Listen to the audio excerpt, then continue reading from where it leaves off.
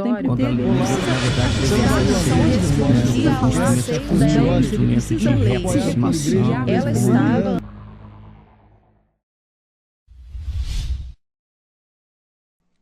Olá, estamos de volta com mais um A Fortiori Cast, José Barbosa e eu, com o apoio da Igreja Presbiteriana de Porto Canoa, aqui no município de Serra, na Grande Vitória. Não é isso, José? Isso, e hoje, direto dos estúdios do ImaCast, estamos recebendo a doutora Isabela Feitosa, que gentilmente atendeu aí ao nosso convite, que hoje vai falar um pouquinho, sobre as experiências que ela teve, que ela tem passado, que graças a Deus, Deus tem abençoado ela, e ela vai nos explicar em detalhes, o que Deus tem feito na vida dela, e como que nós podemos, através da fé, através da esperança, através da força que os irmãos, nos proporcionam, a gente superar as dificuldades da vida. Bom, doutora, já podemos passar para ela poder se apresentar? Pode sim. Sim. Doutora, então, quem é, na verdade, a doutora Isabela Feitosa? Seja bem-vinda. Obrigada pelo convite de vocês, É uma oportunidade grande de estar podendo falar e de grande alcance, que era um dos propósitos desde o início que Deus botou no meu coração. Eu sou Isabela, nascida aqui e morei a vida inteira aqui em Porto Canoa. Com o pai, minha mãe fui batizada em igreja católica. E depois de um certo momento, minha mãe conheceu a igreja presbiteriana através de uma colega que hoje é até falecida. E a partir desse momento ela começou a frequentar a igreja e dali começou a caminhada, acho, de fé, dela. Eu digo assim, totalmente diferente daquilo que antigamente a gente vivia. E aí ela começou ali. O meu pai também vem de uma família de testemunho de Jeová, só que ele não frequentava a igreja. E com a minha mãe, com muitas orações, ela foi caminhando e levando, a gente, pouquinho em pouquinho, ensinamentos. A minha avó, desde muito nova, eu lembro que a minha avó, por parte de pai, que ela é testemunho de Jeová, ela ia para minha casa e ela me dava estudo bíblico. Então, isso sempre foi plantado dentro de mim. Então, sempre tive o hábito de ler a Bíblia, de ter o meu momento. Não sou frequentante assídua de uma igreja, Mas a fé, tudo isso foi cultivado através dos ensinamentos deles, Tanto para mim quanto com o meu irmão. E aí eu sou dentista, tenho 33 anos agora e tenho uma filhinha que vai fazer 4 anos, sou casada, e sou moradora de Fundão. Cresci aqui, mas assim que eu casei, passei a morar em Fundão e trabalho lá hoje, lá na minha cidade. Sua atividade como dentista é odontopediatria só ou você atende também adultos? Eu sou odontopediatra, mas atendo adultos porque às vezes ia um pai ou uma mãe e fala: ai, mas você não me atende. Aí eu nunca consegui negar. Então eu acabo atendendo, tenho bastante paciente. Aí os pais acabam sendo meus pacientes também, E trabalho um pouco na área da beleza, da mulherada, Que a mulherada gosta de fazer botox, essa parte. Isso aí. Aí eu tenho as minhas pacientes já certas que sempre fazem. Buscando a tão desejada harmonia facial. Isso, Harmonia facial. Então, a gente percebe no conceito de saúde da Organização Mundial da Saúde que a saúde não é necessariamente a ausência da doença. Eu vou ler aqui da Organização Mundial da Saúde mesmo, escreve o seguinte sobre o conceito de saúde. Muito além da ausência de doenças, é preciso considerar bem-estar físico, mental e social. E eu acrescentaria aqui até o bem-estar espiritual também. Então, naquilo que a gente deseja ouvir de você, Isabela, como foi essa experiência a partir do momento em que você recebe o diagnóstico. A Isabela, José, ela documentou já essa experiência dela no Instagram e pelo que eu vi, né, porque eu revi todos os vídeos, mas ao longo das suas publicações eu fui também te escutando, lendo os textos que você publicava. E ela tem um conteúdo magnífico, maravilhoso, é doutora Isabela Feitosa, né, arroba Isso. doutora Isabela Feitosa Isso. no Instagram. Mas compartilha com a gente como é que foi esse receber o diagnóstico. Eu recebi, na verdade, eu estava amamentando a minha menina. Eu recebi um diagnóstico errado a princípio, né? Eu fui tratada como, eles consideraram como se fosse mastite, porque eu estava amamentando ainda. Então, assim, eu fui para ver como que é rápido. Em novembro de 2023, eu fui na ginecologista e fiz o preventivo e tudo certo.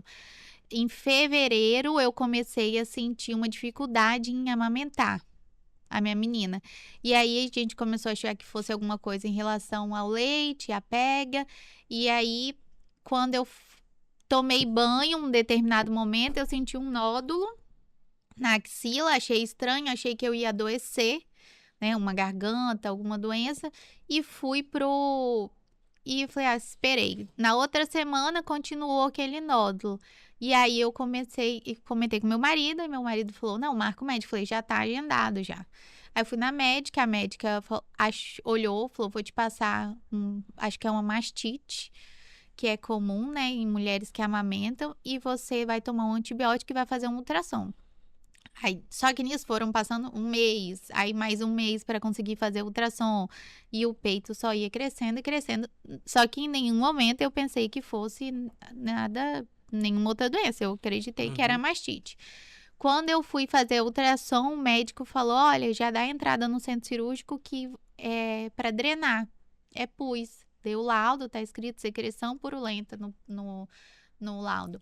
E aí eu dei entrada, não pude dar entrada naquele dia, porque eu não estava de jejum. Segunda-feira, era sábado, segunda meu pai me levou. Entrei pro centro cirúrgico, quando eu acordei, eles falaram, a gente não conseguiu drenar nada de você. Aí fiquei a noite toda sem informação. A médica não passou, ninguém passava. Até minha mãe falava, meu Deus, mas como assim ninguém fala nada? E nenhuma É que informação. aí eles mesmos se assustaram, né? Eu acho que sim. Que eles não sabiam o que fazer ali. Isso. E aí no outro dia, que era uma quarta-feira, demorou a médica passar na minha sala. Aí eu lembro que ela entrou na sala e ela já entrou com outro médico junto. E ela falou assim: olha, esse médico é fulano de tal, ele escutou o seu caso ali no corredor e ele quer entrar para conhecer, para te ver, né, para ajudar no seu caso. Aí ele olhou, posso ver sua mão, não sei o quê. Ele olhou, falou assim: olha, isso aí tá me parecendo um tipo de mastite muito raro. É mastite granulomatosa. É uma doença autoimune, ninguém gosta de tratar, é muito difícil o tratamento. E ele foi grosso até comigo ali. Eu falei, nossa, não gostei desse médico. Eu falei, que médico sem educação. Não gostei dele. Aí ele falou, se você quiser, eu posso tentar ir lá na ultrassom fazer a punção, mas a gente não vai conseguir puncionar nada aí. Marca uma consulta, me deu o telefone. Aí eu tentei ligar, né? Porque era o único telefone que eu tinha. Aí tentei ligar e não consegui agendar a consulta e eu tava na Unimed. Aí toda hora as enfermeiras vinham. Você conseguiu agendar a consulta com o mastologista? Eu falei, não consegui. Aí me vieram com outros telefones. Falou, tenta agendar a consulta com o mastologista. Aí eu consegui agendar naquele dia mesmo, era quarta-feira. Aí eles me liberaram da Unimed, porque eu tinha conseguido a consulta. Aí eu saí de lá e meu pai já me levou para a consulta do mastologista. Aí eu cheguei lá, ele olhou, já sabia quem eu era, que eu acho que lá da Unimed eles já ligaram para ele. Aí ele falou, sei, eu vou te pedir uma biópsia. Eu falei assim, o médico comentou que pode ser isso. Aí ele falou, pode ser, mas a gente não vai dar diagnóstico antes da biópsia. Aí eu falei, então tá. Aí na segunda-feira eu fui em outro mastologista, que esse foi de recomendação da minha mãe. Aí ele olhou, examinou, ele falou, Isabela, pode ser isso, pode ser mastite, pode ser muitas outras coisas. Mas assim que sair, vou acrescentar uma ressonância, e assim que sair o diagnóstico, você pode me mandar uma mensagem. Até então, eu estava crente que era uma mastite difícil de tratar e acreditando nessa história. Granulomatose. Isso aí. Aí a gente ficava pesquisando na internet. E quando eu fui fazer a ressonância, aí eu lembro que esse outro médico me passou a ressonância para fazer. Eu fiz a ressonância, saiu a imagem, mas não saiu o laudo. Quando eu levei a imagem para casa e eu abri aquela imagem, eu chorei muito. Porque eu olhava aquela imagem e eu falava, isso tá muito estranho. Porque era como se fossem raios dentro da minha mama, Então espalhado. você mesmo já começou a desconfiar. Aí eu falei, isso tá muito estranho. Eu falei, isso tá muito estranho. E a gente começava a procurar no Google, né? E quando você começa a procurar no Google, do diagnóstico diferencial, né, da mastite granulomatose é o câncer. Aí eu ficava, meu Deus, será que é? Mas não, ao mesmo tempo não acreditava. Eu ainda acreditava que era mastite granulomatose. Aí passou, quando eu fui fazer a biópsia, o médico falou bem assim, olha, demorou, né? Porque até autorizar. Eu falei, demorou mesmo. Aí ele falou, você achou que seu peito cresceu até o dia de hoje? Eu falei, eu acho que sim. Aí eu comecei a sentir aquele médico muito pisando em ovos comigo. Ele falou, olha, Isabela, eu vou te pedir um exame, junto com esse exame que você está fazendo da biópsia, um outro exame que você vai fazer. Eu falei, então tá. Aí ele escreveu tudo daquele jeito de médico, né? E eu não Uma letra conseguia bem feia entender. para não conseguir entender. Eu não conseguia entender. Aí eu tirei uma foto e mandei para minha comadre, que é médica. Eu falei, o que tá escrito aqui? Aí ela, ixi, nem eu tô entendendo. Aí a gente começou a tentar. Isso foi no caminho onde eu fiz a biópsia, até levar o exame, né, pro laboratório. Aí meu pai, todos esses momentos, meu pai estava comigo. Aí eu já entreguei falando pro meu pai. Eu falei, pai, aí nós descobrimos, né, que era histopatológico. E aí quando eu botei no Google, o histopatológico é para diagnóstico de câncer, para saber qual tipo de câncer que é. E aí o médico não comentou nada comigo. Nisso eu já comecei a chorar dentro do elevador. Eu falei, ai, pai, Isso alguma quer dizer coisa. que se ele pediu esse exame, isso que é do tecido, né? Isso. Quer dizer que ele já sabia que era câncer. Já desconfiava. Ele já pediu um exame para saber o subtipo que era, porque ele já sabia que era câncer de mama. Porque tem o câncer, que eles falam assim, é o nome, é câncer de mama. Aí tem o sobrenome. E aí é esse sobrenome que vai dar o seu tratamento. Porque aí tem alguns tipos de sobrenome. E ele já pediu para fazer. E aí eu já voltei chorando. Eu lembro que eu ia para Vitória fazer exame e voltava chorando para Fundão, desesperada. E meu pai falava, por que você tá chorando? Eu falei, não sei, deixa eu chorar. E eu chorava porque eu já sabia. Você não queria abrir para ele ainda? Não, eu já falava. Eu falava, eu tô achando que é alguma coisa muito estranha, porque os médicos tão estranhos, pela forma que eles estão falando, tá diferente. Só que você chora e você não tem o diagnóstico ainda certo, né? Mas quando eu vi a imagem, né, da ressonância, ela me chamou muita atenção, porque como dentista, eu tive matéria de estomatologia, né, onde a gente abordava câncer em outras áreas, e ele era e acaba que tem algumas semelhanças, né, das características de um tipo de câncer. Aí, foi passando o tempo, e quando saiu o diagnóstico, eu lembro, eu tinha ido num consultório de um colega, saiu da biópsia primeiro, né, aí cheguei em casa, era 12:30 e pouco. Eu não me dava paz, porque todos os dias eu abria, mesmo que tava lá que o diagnóstico saía dia tal, dia 12, todos os dias eu olhava, falava, vai que sai antes esse diagnóstico. Aí eu olhei o diagnóstico, aí tava carcinoma ductal invasivo. E eu tava no portão de casa. Eu lembro que, assim, parece que escureceu a vista, assim, na hora. E eu já subi a escada e já chorei muito. Meu marido me acolheu. Aí a menina que trabalha lá em casa também, ela já foi, não, mas calma, Isabela, todo mundo tentando me acalmar. Isso era 12:54, hora eu tinha um paciente para atender no consultório. Eu falei, 1h30, eu acho. E eu falei, meu Deus do céu, o que que eu vou fazer? E eu chorei ali, eu desabei. Mandei mensagem pro médico, o médico falou, você quer vir amanhã conversar comigo? Aí eu falei, quero. Aí ele... E eu fui trabalhar. De repente eu me recompus e fui trabalhar. E trabalhei o dia inteiro. Uma carinha meio inchada, mas foi. E aí as crianças começaram a perceber, e nisso eu estava tentando contato com a prima minha, que ela é oncologista do Rio, também mandando mensagem, né, para ver se ela me retornava, também conversando com a minha comadre e atendendo ao mesmo tempo. Então dava um intervalo entre um paciente e outro, eu ia conversar com elas para ver sobre a situação. E aí eu lembro que eu tava quieta e uma criança chegou na porta do consultório e falou assim: tia, você tá brava hoje? Por quê? Aí eu falei: não, a tia não tá brava, não, a tia só tá triste um pouquinho. E a criança sente, né, que eles vêm assim. Aí eu trabalhei aquele dia até 7 horas, mas não desabei. Eu lembro que quando eu abaixava a cabeça para atender, o meu olho enchia de lágrima. E eu engolia seco aquelas lágrimas para continuar atendendo. Aí trabalhei o dia inteiro. À noite minha prima me ligou, conversou comigo. Isso era terça-feira. Terça, segunda, não tô lembrada agora qual o dia da semana que era.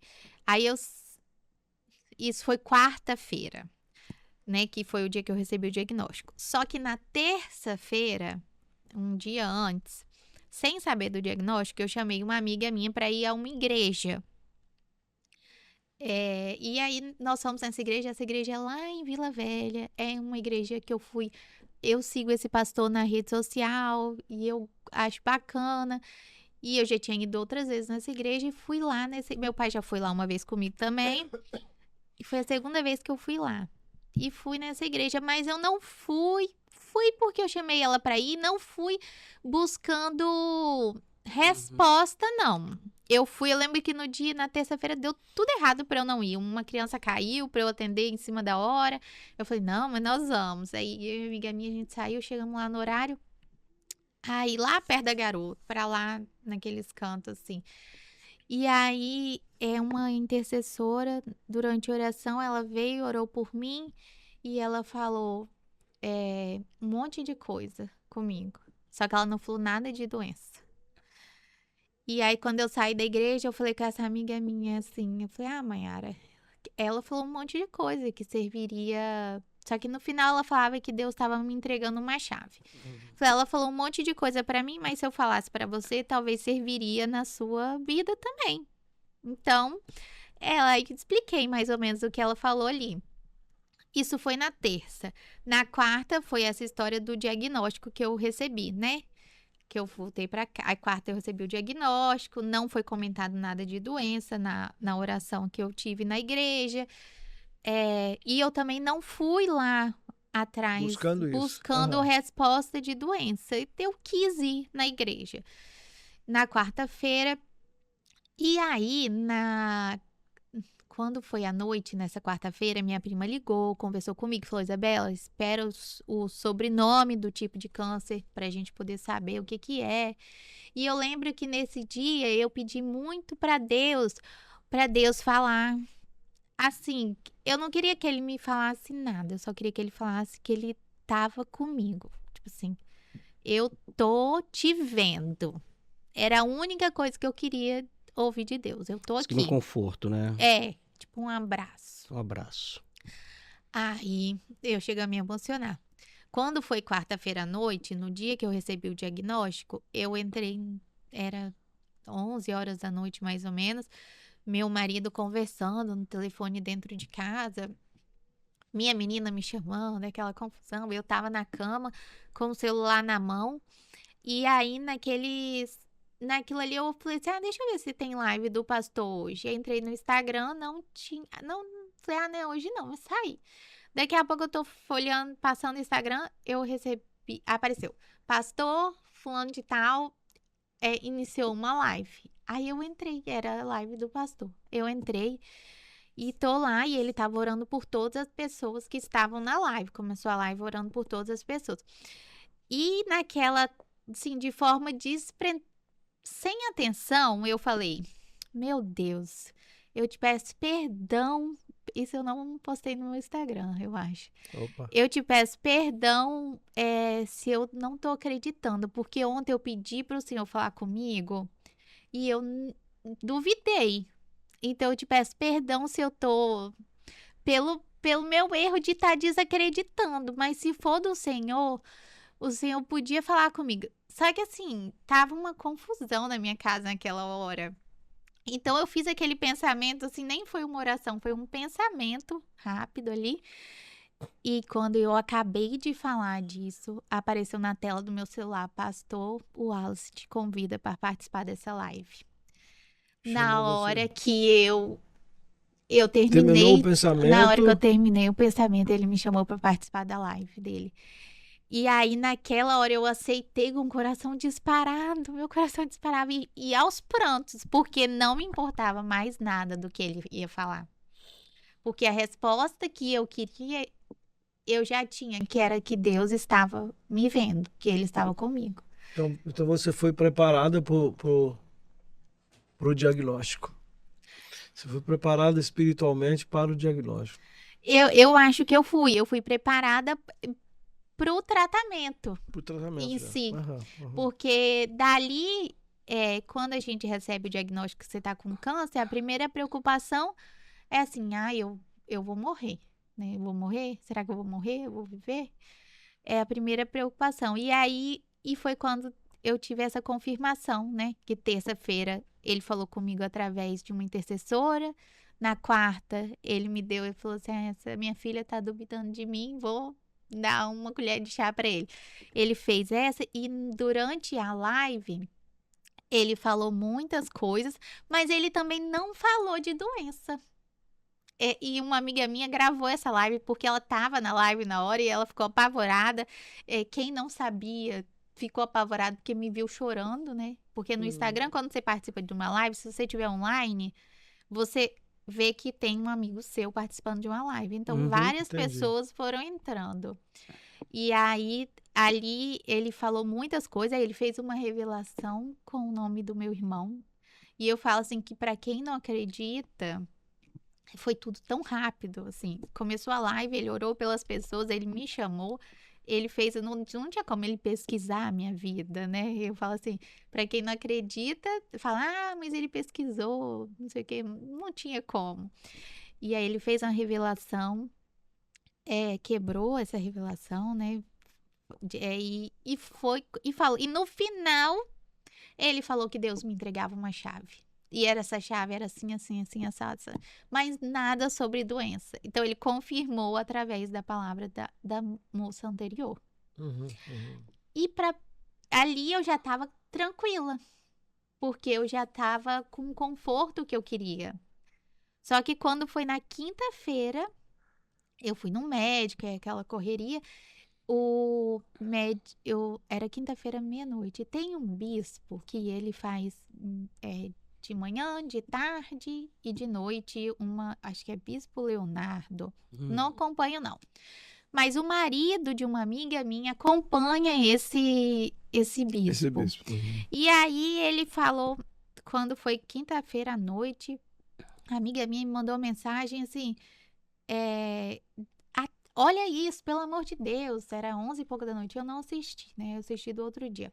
O marido dela estava assistindo a live dele, e aí quando ele estava assistindo, ele fala bem assim, logo no início da live: vão entrar muitas Isabelas aqui para assistir essa live, mas Deus me dá um nome, ele fala, Deus me dá um nome de Isabela. Vão entrar muitas Isabelas. Só que essa Isabela específica, ela está procurando uma cura. E Deus manda dizer para ela que do mesmo jeito que essa doença veio, ela vai embora. E aí ele estava assistindo, né? E naquilo ali ela conta que ele ficou desesperado, que ele não sabia se ele ligava para mim, se ele mandava ela ligar, se mandava ela assistir, e aí ela me mandou ali. Então, ali eu tive as 3 confirmações que eu falei assim, eu não vou morrer. Eu falei assim, eu não vou morrer, que era a primeira preocupação que eu tinha. Então, ele usou esse rapaz, né, o marido de uma amiga, ele foi comigo, né, através da live, então, assim, de uma forma que eu nem imaginava. E foi a minha primeira experiência que eu tive. E eu só pedi uma coisa, que eu só pedi para ele falar, eu tô aqui. E aí ele me deu esses 3 dias de conforto. Aí eu falei, agora ninguém Então, me para mais. você vai falar de diagnóstico, você já fala do que vem junto com esse combo, né? É. Diagnóstico vem junto com o cuidado de Deus, Veio. vem junto com esse conteúdo que vai abarcar fé. E fé Isso. que produz esperança, não é isso, Zé? Isso. Na verdade, o nome Isabela tem estado nas nossas orações já há alguns dias, há algum tempo. Outras Isabelas também. Tem uma outra Isabela agora, que nós também estamos numa campanha de oração por ela, né? E Deus tem sido bondoso também para com a saúde dela. Em breve teremos também um testemunho Boa nesse notícia. sentido. Uhum. Você falando de conforto, já tem já algum tempo que eu tenho também focado bem nessa questão, né? Talvez mais do que tudo, num momento como esse, talvez em todos os momentos, o que nós queremos é isso que você falou, um abraço do Pai, né? Um abraço de Deus carinhoso, falando com a gente, talvez mais do que, olha, eu vou te curar, só falar, eu estou aqui, não é isso? Aliás, a Isabela diz assim, numa certa altura do vídeo delas, o único capaz de abraçar a minha alma é Deus. Olha só. E é verdade, né? Quem poderia, na verdade, chegar lá realmente no seu íntimo, né? Naquele momento que você realmente não vai encontrar resposta em mais ninguém, né? Talvez quem mais te conheça hoje seja sua mãe, né? O seu marido, mas existe assim partes internas nossas que só Deus consegue chegar, e esse conforto aí é lindo você falar que você encontrou em Deus.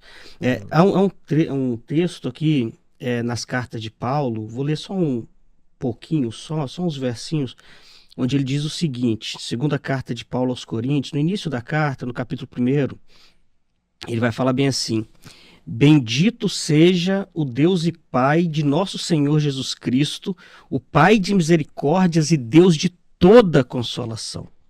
É interessante Paulo começando assim, ele não começa a carta assim, é o versículo 3, mas ele está iniciando a carta chamando Deus e bendizendo a Deus, e chamando Deus de toda consolação.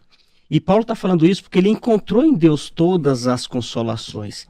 Lendo um pouquinho mais o texto abaixo, ele vai falar de um sofrimento que ele passou na Ásia, e não detalha o que foi, mas Paulo sofreu muito, Paulo apanhou, Paulo foi preso, foi humilhado, e ele fala que a humilhação foi tão grande que foi maior do que as próprias forças dele.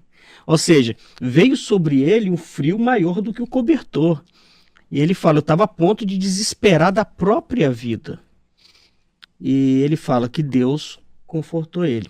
Só que nesse conforto, mais abaixo, ele fala que veio, né, e ele continua contando com esse conforto e esse consolo de Deus, que ele aconteça por meio das orações dos irmãos. Então Paulo, ele não entende também que isso vai vir magicamente sobre ele, se não tiver, por exemplo, uma intervenção de pessoas. Deus usa rede de pessoas. apoio, né? Hoje em dia se fala, né? Uma rede de apoio. E ele conta com essas pessoas para poder serem instrumentos de Deus para abençoá-lo, e ele mesmo diz assim, né, que ele vai poder depois consolar os outros que estão também passando pelas mesmas situações. Ou seja, Deus nos consola para depois de consolados, nós podermos consolar outras pessoas. Deus nos abençoa, Deus nos cura, Deus nos levanta, Deus nos redime, para a gente depois poder abençoar outras pessoas. Você está fazendo isso agora. Você vai abençoar muitas pessoas, né, com seu testemunho, com seu testemunho de vida, né, com as suas gravações, o que você coloca no Instagram. E linkado a isso, a pergunta você conseguiu visualizar e tem conseguido ver isso essa rede de apoio, conforme o pastor colocou aqui, sendo um instrumento de Deus na sua vida, seja os seus pais, seu marido, sua filha, amigos virtuais, né? Pessoas que você de repente nem conhece, mas que vai lá e falou assim, olha, estou orando com você, estou orando por você. Você consegue ver isso também como instrumento de cura? Isso é benéfico? Consigo. Eu acho que faz toda a diferença, assim, que fez toda a diferença. Porque não é assim, tem momentos que eu não tinha forças para orar. Eu, eu não conseguia rezar. Por mais que eu acreditasse que Deus ia estar ali comigo, que estava ali comigo pelas respostas que ele tinha me dado, mas não tinha o que falar, porque tem alguns momentos que a gente fica muito triste. E eu acho que todas as vezes que eu fiquei muito para baixo, Deus usava alguém, algum amigo, ou alguma mensagem, ou algum paciente, né? Às vezes eu parava na rua e a pessoa falava, nossa, vem cá, eu tô rezando por você. Eu já recebi mensagem de pessoas, igual eu tenho uma conhecida que faleceu, ela descobriu depois de mim, e ela faleceu, e a mãe dela se apegou a mim, ela falou, nossa, eu queria muito te ver, eu quero encontrar com você, eu queria te dar um abraço, eu orei tanto por você, não é porque minha filha se foi, você ajudou tanto ela. Então, assim, eu tenho muita fé, que eu até falei em um momento que quando eu fraquejei, quando eu não tinha mais forças, era a oração de quem estava na minha volta que me sustentava. Porque teve momentos que realmente a gente, assim, por mais que você tenha resposta, que você tenha esperança, você acaba tendo medo, você tem angústia, né? Tristeza, dá vontade de desanimar. Então, essas pessoas, teve um dia, eu lembro muito bem que eu tava muito mal, e aí, de repente, no consultório, eu atendi uma paciente e ela levou uma flor pra mim. E era um dia que eu tava muito triste. A outra, um dia muito triste, deixou uma caneca, não deixou nem o nome dela, mas depois eu soube quem era, né? Falando, né, sobre fé, uma caneca com uma dedicatória. Então, eu acho que todas as vezes onde eu não aguentei sozinha, quem me segurou foram as orações de quem estava perto, dos amigos, das pessoas que não me conheciam, porque o que eu escutava às vezes, nossa, primeiro que eu não sabia nem que você era você, mas eu já orava por você. Uhum. E muitas vezes eu escutei isso. E em rede social que acaba aproximando as pessoas mesmo. Nossa, é muita mensagem bonita. A pessoa fala, gente de fala que eu te amo. Uhum. De mulheres que também não têm câncer. Nossa, mas eu amo você. É assim. E é muito bom esse carinho, porque é isso que me dava força. Às vezes, uma amiga fazendo um devocional, eu nunca esqueço disso, eu tava muito pra baixo. E aí ela me encaminhou uma mensagem no dia. Na mensagem falava que eu podia parar pra descansar, mas que não era pra eu só não podia desistir, né? A mensagem que ela tinha lido no dia e ela me encaminhou e ela lembrou de mim. Então, assim, e nesse dia eu tava muito triste. Então, ele usou todas as pessoas, é a força dos amigos, dos conhecidos, das pessoas, das igrejas, né? Da igreja que minha mãe frequenta, lá em Fundão, tem uma igreja que eu sou visitante, o pessoal me abraçou muito também. E aí foi isso que fez toda a diferença e faz, né? Até hoje. Numa das suas falas, você diz assim, que teve um dia que você ficou muito desanimada, com vontade de desistir. É interessante que você até fala que você comentou com o seu marido, mas que ele não deu muito ouvido àquilo ali, era um momento difícil para ele ouvir, prestar atenção naquilo, mas que você também se acalmou, mas você estava muito desanimada e querendo desistir. Aí você dormiu. Foi o sono da restauração, porque você disse que quando acordou, você acordou totalmente diferente, por causa de uma oração que você fez antes de dormir. Então eu percebo em você muita sensibilidade assim para com Deus, essa proximidade desse Deus que falou para você, eu serei contigo, né? Eu estarei com você em todas as horas.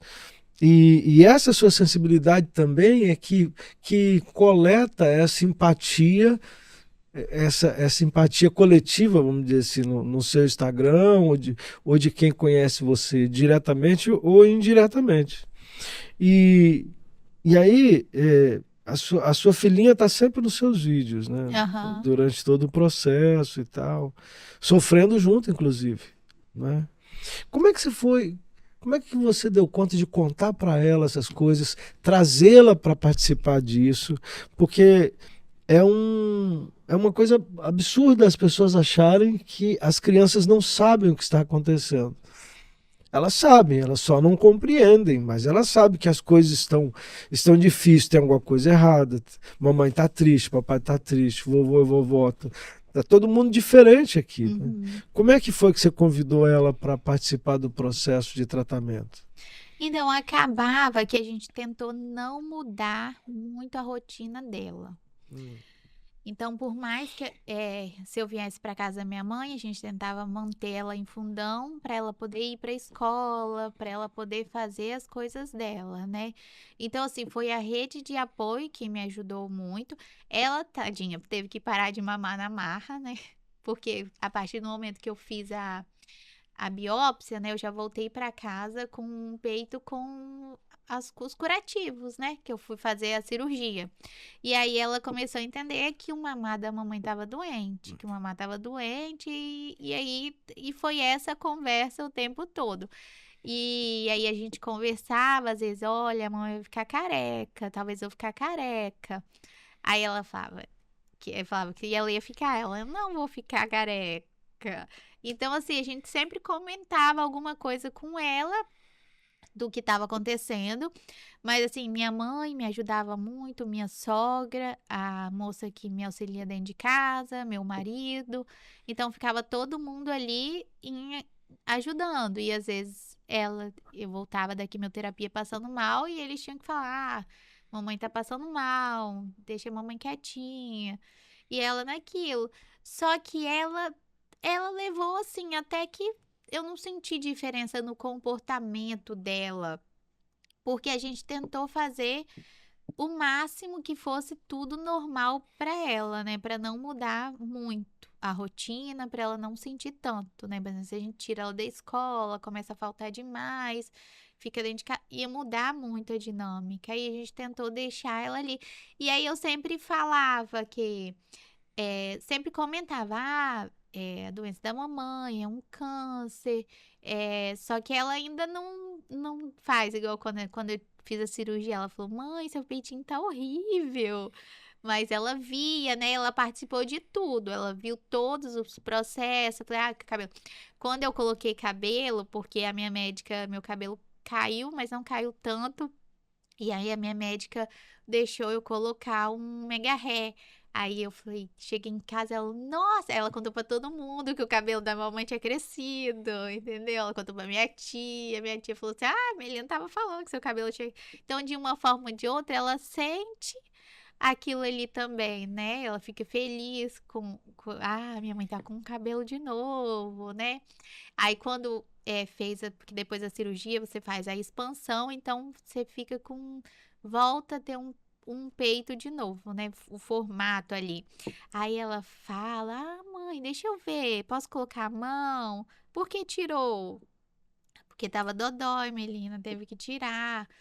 Isso é porque depois da mastectomia coloca uma bolsa, tipo uma bolsa, Isso, né? aham. E depois coloca Infla. silicone, depois que sara tudo ali e tal, você coloca silicone. Infla, né, pra ficar, faz a radioterapia e depois de 1 ano você pode O fazer processo o foi silicone. radioterapia, quimioterapia e cirurgia? Foi químio, depois rádio, não, químio, cirurgia e rádio. Entendi. Terapia. E agora a medicação via oral. Então ela participou, mas eu acredito que ela até ela sentiu, né? Porque quando eu falei, mamãe não vai mais para o hospital, ela ficou Vocês feliz. celebraram, né? Vocês Porque, celebraram juntas porque teve 2 vezes no final que eu precisei ficar internada. E aí fiquei 5 dias, 10 dias no total, entre um ciclo e outro de quimioterapia. E aí eu lembro que eu fiquei os 5 dias, eu falava com a minha mãe, não quero ver, não quero ouvir, não quero vídeo chamada, não quero ouvir nada, porque senão eu sou muito emotiva, eu ia começar a chorar, e eu ficava muito séria no hospital, não dava uma palavra. As Você meninas queria até isso? falavam. Você queria isso? Ficar esse momento Eu mais sério? queria. Eu não conversava com ninguém quando eu tava no hospital. Entendi. Que eu queria ficar eu queria me anestesiar. Entendi. Ali enquanto eu tava no hospital. Porque se eu conversasse com ela, ou se eu visse ela, eu ia chorar, eu ia aflorar um sentimento em mim que talvez não ia me fazer bem, que eu ia sofrer mais ainda.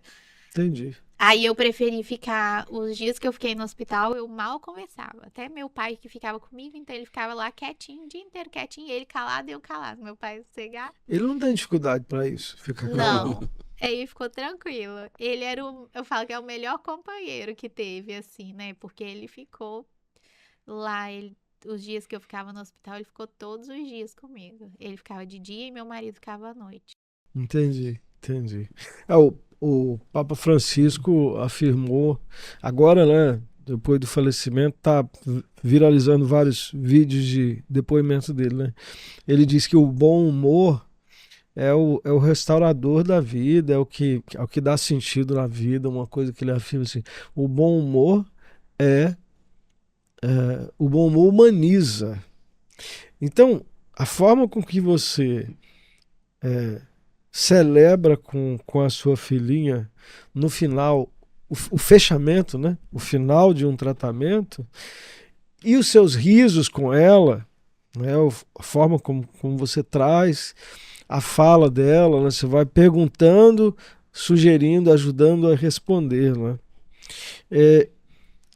E chegando mais assim para o final da nossa entrevista, eu queria que você falasse um pouco dessa fé que colaborou positivamente em todo o processo, desde o diagnóstico. Você já trouxe Deus no diagnóstico, né, no comecinho já, um Deus que está presente, mas como é que essa fé, essa espiritualidade exercida sua colaborou positivamente para o sucesso do processo, do tratamento?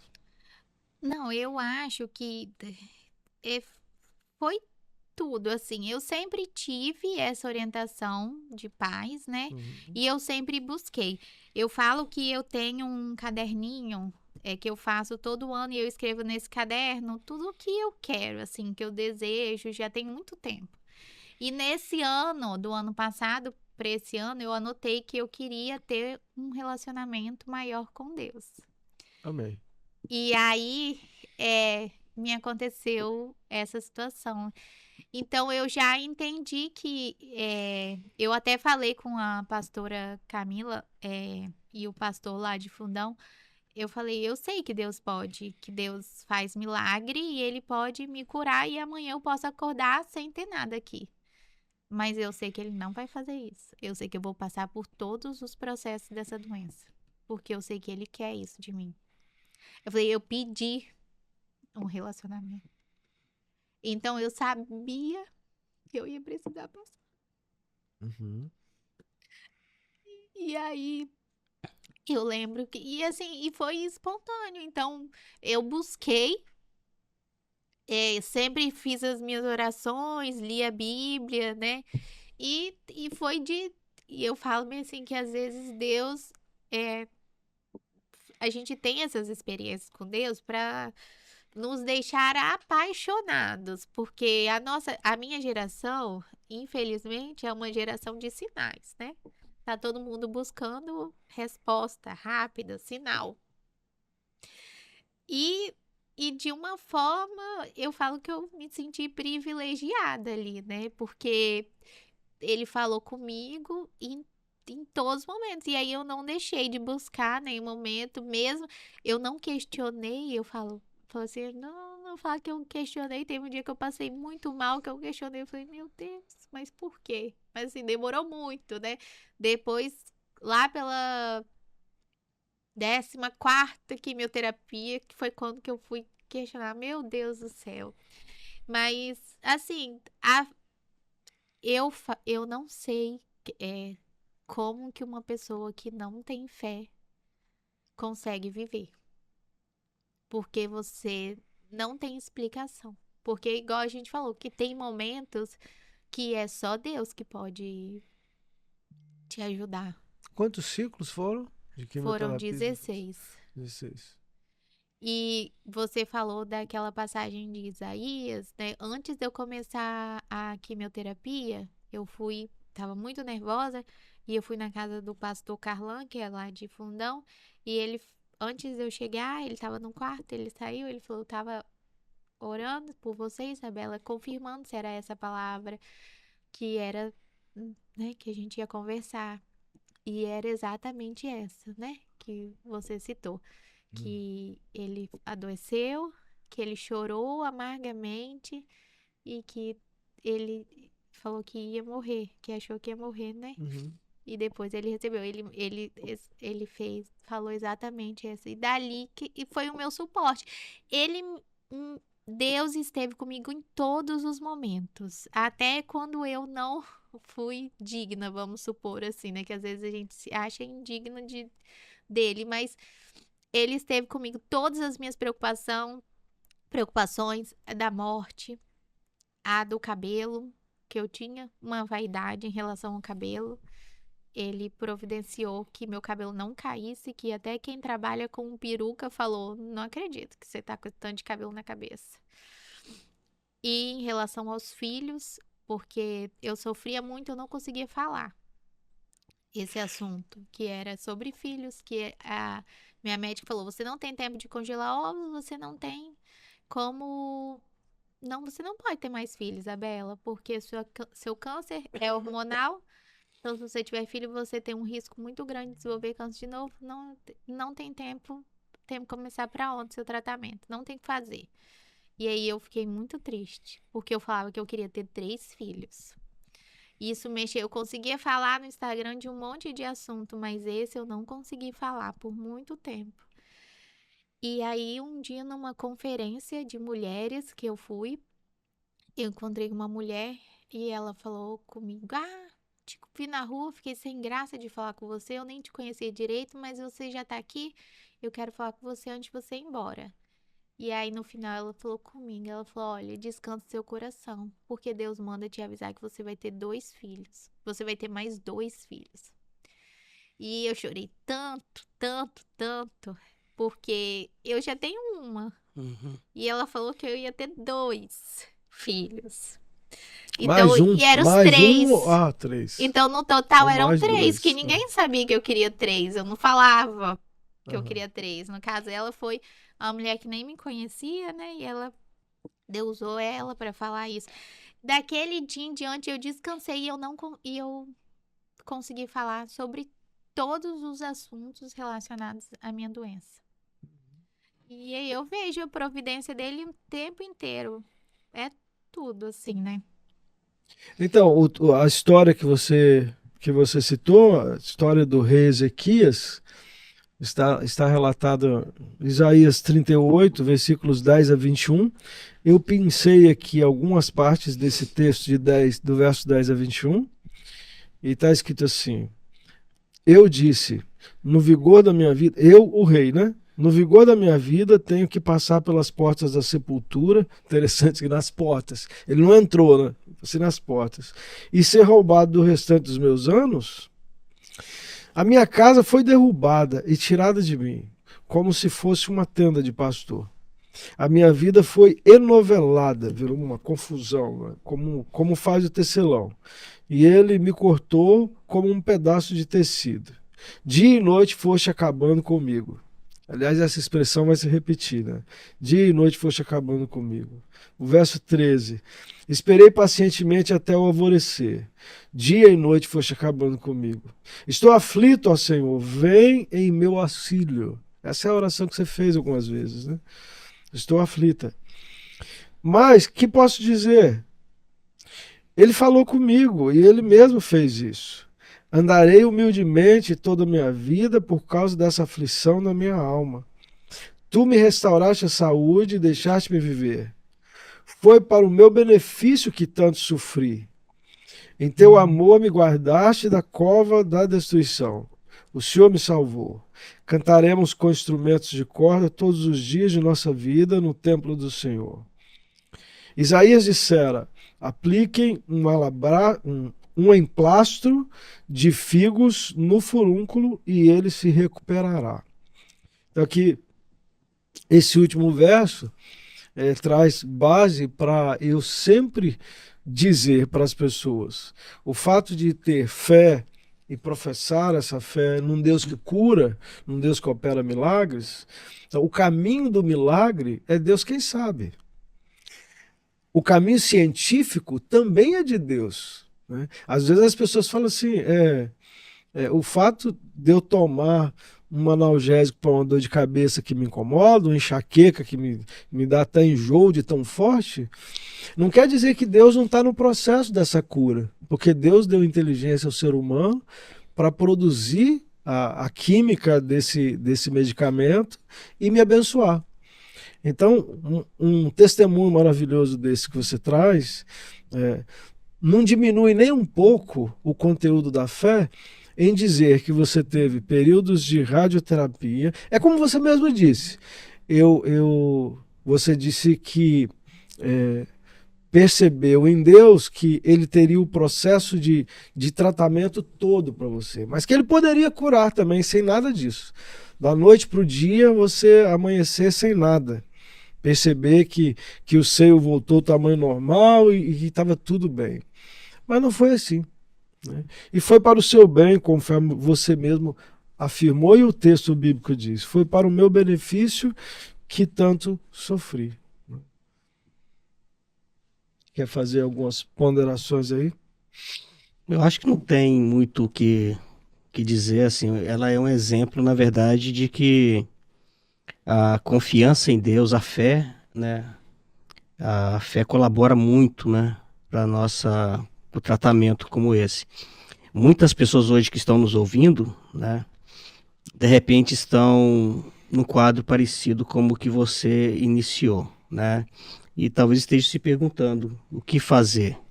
Talvez estão desesperadas, desanimadas, querendo desistir.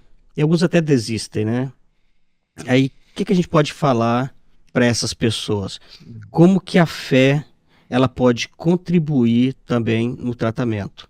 Embora a gente saiba, né, que todo procedimento médico ele é importante. A gente até viu, né, que no seu caso aí houve algum atraso até no diagnóstico médico. Houve também a falta de sensibilidade em alguns médicos, né, em lidar com a situação, às vezes, né, na truculência, não consegue ser sensível à dor da pessoa, à preocupação.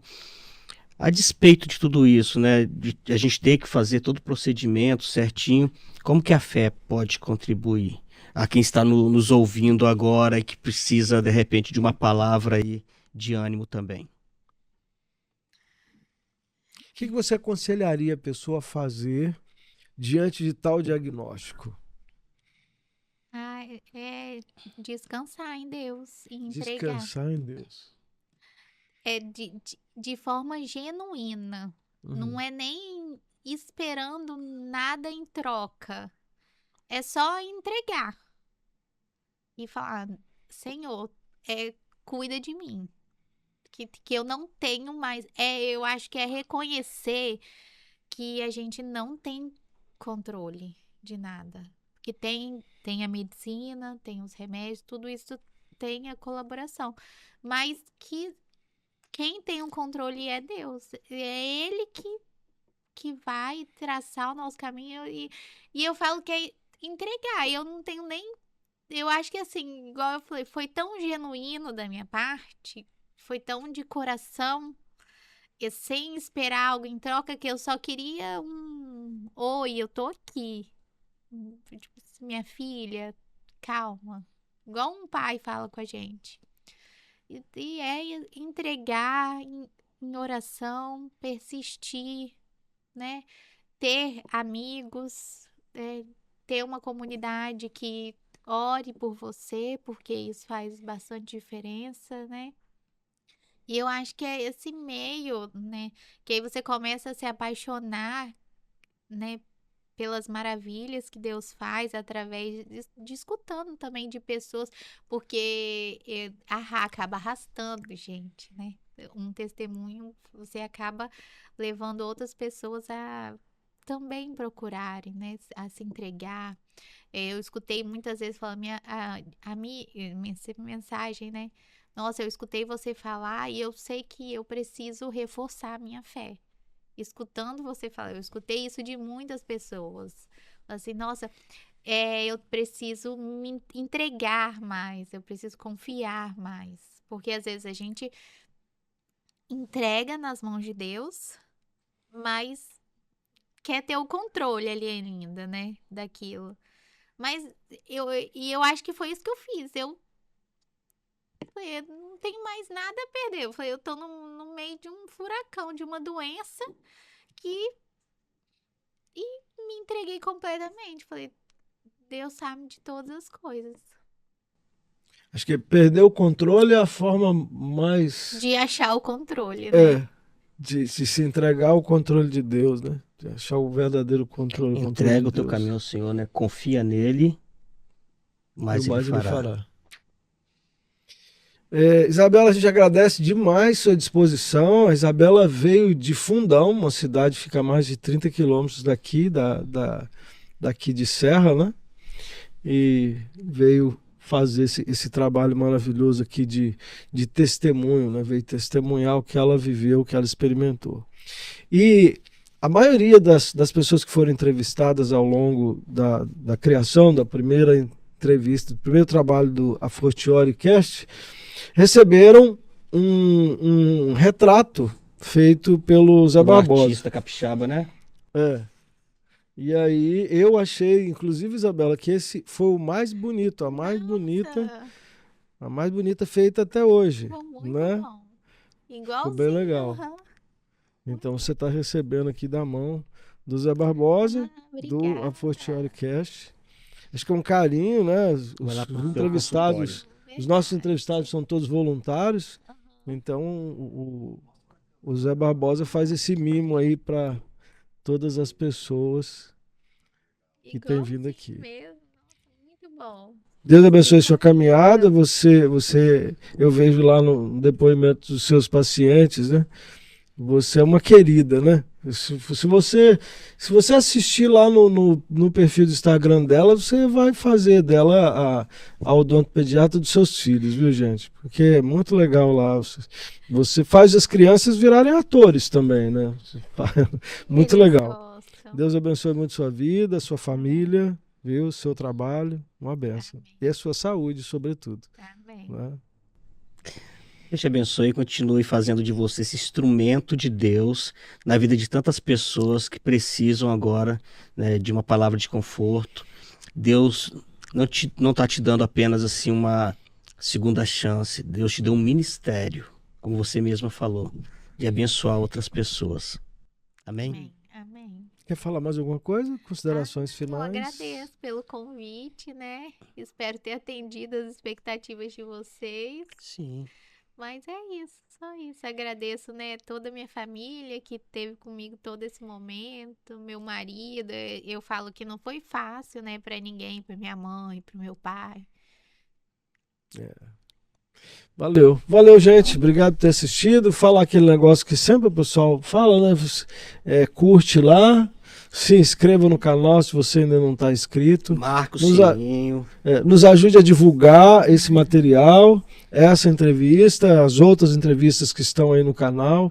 Assista aí e nos abençoe nesse projeto. Deus te abençoe, queridos. Até mais. Tchau, tchau.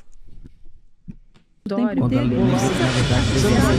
respondia aos anseios dela, ela estava